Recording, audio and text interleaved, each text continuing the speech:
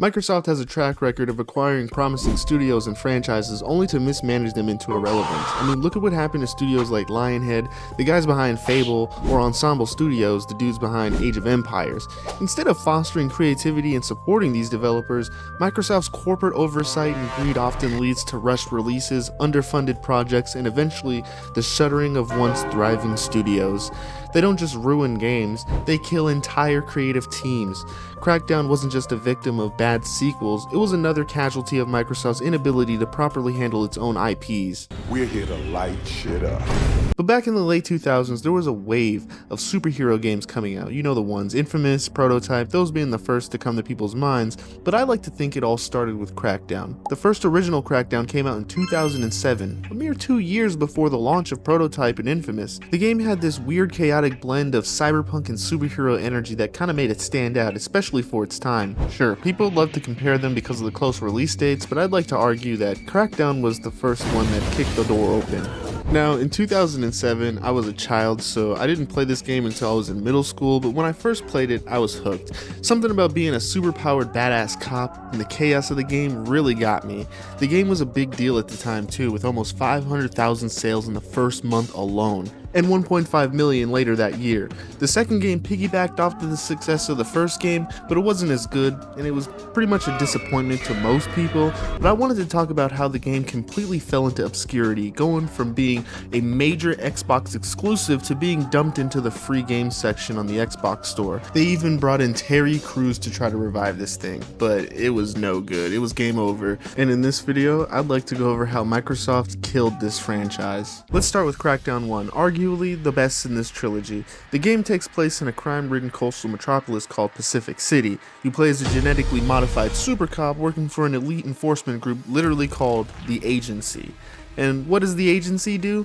Well, they clone super soldiers, inject them with ungodly power, and let them loose on the city. Cloning technology makes reincarnation a reality. And considering it was an open world game with superhero mechanics in 2007, this thing was low-key ahead of its time. Now, originally Crackdown was supposed to be developed for the OG Xbox back in 2002, but that version got scrapped. It eventually got reworked for the Xbox 360 by developer Real Time Worlds and officially debuted at E3 in 2006. And honestly, at the time, the hype was real, especially since it launched with the Halo 3 multiplayer beta bundled in with it. Yeah, that definitely helped the game, but I think it could have stood on its own. But here's the thing about Crackdown. It didn't need to have some deep emotional story or anything like that. That was fine. It was unapologetically mindless fun in the best way possible. You weren't there for the dramatics or anything. You were there to pick up cars, leap across buildings, and take down entire gangs with rocket launchers. And that was great. But during this time, this was back when Microsoft actually still gave a shit about making original creative games, when they actually wanted to compete. You remember that era, the console war days, where exclusives actually mattered and studios were allowed to experiment. Now, Microsoft's just a glorified game publisher, and with Forza creeping over to PlayStation, it's only a matter of time before Halo and Gears of War go next. But back to Crackdown though. You had 3 territories across Pacific City, each controlled by a different gang empire. You had Los Muertos, an MS-13 inspired street gang, the Volk, a Russian mob inspired gang, and Shaigen Corporation, a literal corporate version of the Triads. The map itself was actually pretty impressive for its time. I mean, you had 3 main districts, Green Bay, Hope Springs, and Unity Heights. Oh yeah, plus the Agency, it was an island plopped in the center, like Avengers Tower. But Crackdown's skill system was actually not half bad. I mean, you leveled up by doing. You want to run faster, sprint everywhere. You want to jump higher, grab those blue agility orbs scattered across the skyline. Want to get better with guns? Shoot everyone. You had 5 categories: agility, strength, explosives, firearms, and driving. That was one aspect of the game that I really enjoyed, the skill progression system allowing you to pretty much not have to worry about skill trees or any of that cumbersome stuff, but really just play the game and your guy just gets powerful as you play. And by no means am I implying that Crackdown invented the open world formula, but it definitely helped shape it. I mean, it was a mashup of superhero chaos and sandbox freedom, and it was kind of grounded in this addictive just one more orb gameplay loop that kind of made it really hard to put down. I mean, don't get me wrong, the game certainly wasn't a prize winner or anything, but it had identity and style. It knew exactly what it was and delivered that without compromise. But unfortunately, that kind of clarity didn't last, because when Crackdown 2 2 rolled in, that's when it all started to kind of crumble and Microsoft's fingers are written all over it. Crackdown 2.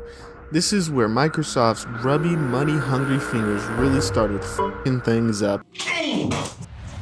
The production was surrounded by rumors and drama, and Microsoft made it very clear they own the IP and they'll do whatever the hell they wanted with it. So this is when it starts getting pretty interesting. The original developer of the game, Real Time Worlds, remember?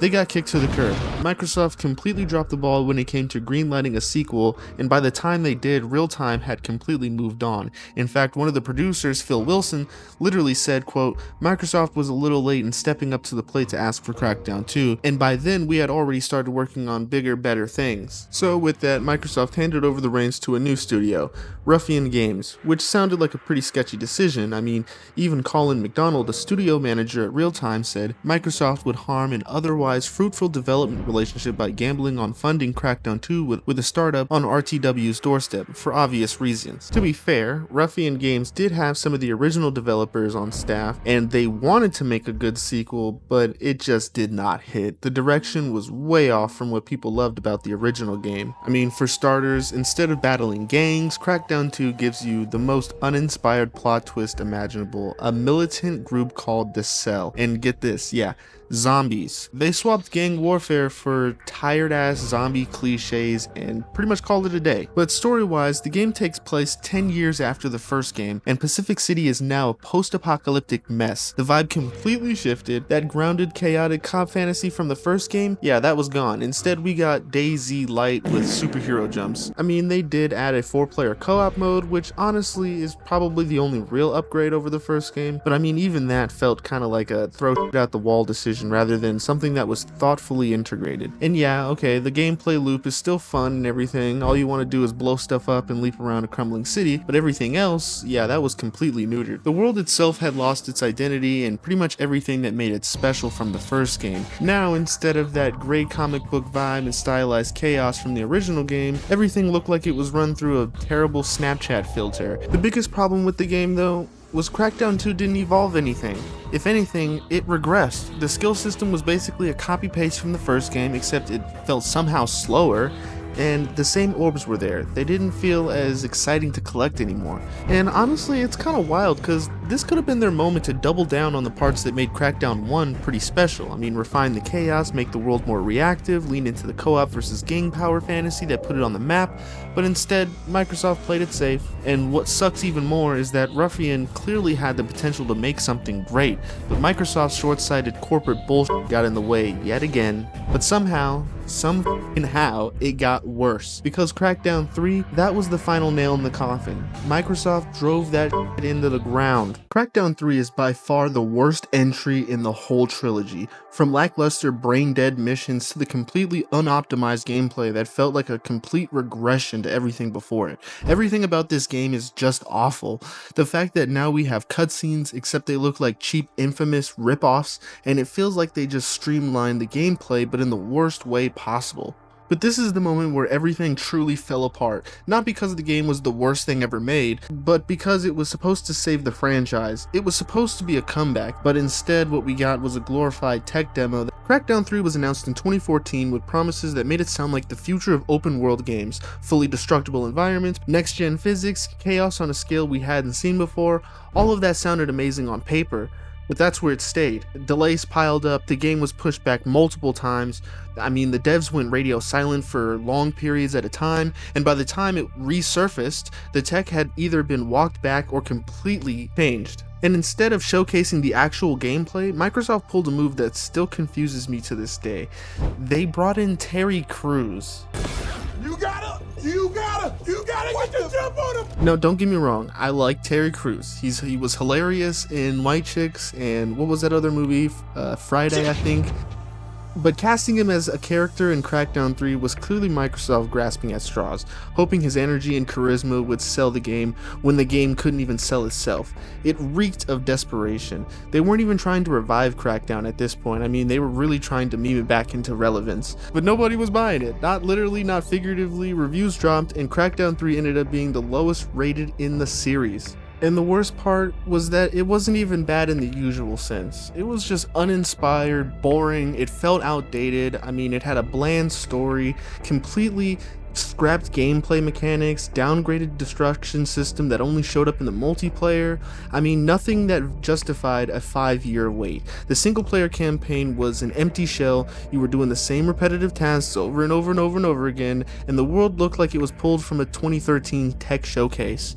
I mean, the shooting felt okay, the powers were fine, but I mean, it really wasn't anything to revive the franchise at all. What Crackdown 3 showed us was, without a doubt, Microsoft did not care about the franchise at all. I mean, they slapped a fresh coat of paint on it, they knew the tech wasn't ready, they knew the hype was gone, and they released it anyway. Dumped it straight into Game Pass, moved on.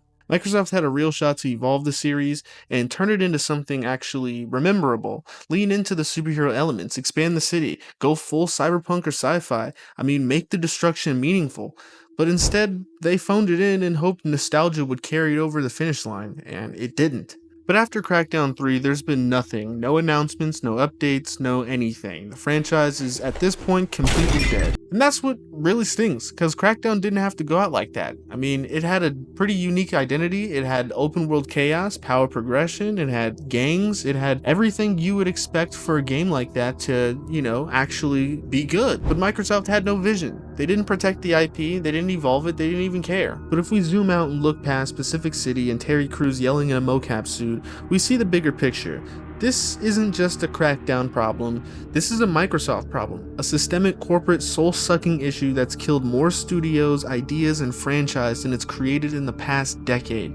Microsoft's entire first-party strategy feels like a bloated subscription catalog, a Netflix of games model where individuality and identity take a backseat to content flow. But Crackdown was never perfect. It was different, it was loud, chaotic, experimental, everything that made the early 360 days so exciting. But Microsoft didn't respect that identity. They saw a logo, a brand, and tried to copy-paste it into a new formula that just didn't fit. So what's left now? A forgotten franchise, and a very real reminder that sometimes the biggest threat to a game's future isn't competition or critics, it's the publisher holding the keys. But what do you guys think? Let me know down in the comments. Did you guys ever play this game growing up? Do you remember it at all? And if so, what was your experience like? Let me know down in the comments. I'd love to hear your guys' experience. Let me know how you guys feel about Microsoft. What was your favorite game back in those days? If you guys liked this video, you got to this point, I really appreciate it. Feel free to leave a like if you enjoyed the video, subscribe, that also helps, all that. But I'll see you guys in the next video.